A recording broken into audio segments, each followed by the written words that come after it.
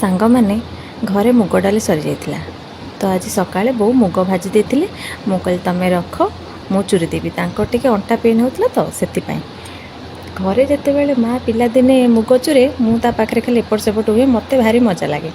କିନ୍ତୁ ଆଜି ଯେତେବେଳେ ନିଜେ ଚୁରିଛି, ମୋତେ ଠିକ୍ ପରିଶ୍ରମଟି ଜଣାପଡ଼ିଛି କ'ଣ ହୁଏ। ଦେଖନ୍ତୁ ମୋ ଅବସ୍ଥା, ଝାଳ ନାଳ ଆଣ୍ଠିଏ।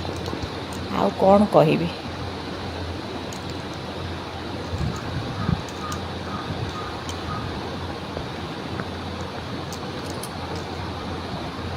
ଏଇଠି ମୁଁ ସବୁଯାକ ଚୁରିକି ଥୋଇ ଦେଇଛି।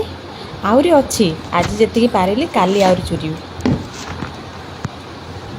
ଆହୁରି ଅଛି। ଆମ ବୋଉ କହିଲେ ଯେତିକି ପାରୁଛ ଆଜି କର, କାଲି ଆଉ ଅଧା ଚୁରି ଦେବ, ଅଣ୍ଟା ବିନ୍ଧିବ। ମୁଁ ଯେତିକି ଚୁରିଥିଲି ବୋଉ ତାଙ୍କୁ ପାଛୁଡ଼ି ଦେଲେ। ଏଇ କାମଟି ମୋ ଦ୍ୱାରା ହୁଏନି, ପାଛୁଡ଼ା ହେବନି ମୋ ଦ୍ୱାରା। ମୁଁ ପାଛୁଡ଼ିଥିବି, ସବୁଯାକ ବାହାରକୁ ଫୋପାଡ଼ି ଦେଇଥିବି।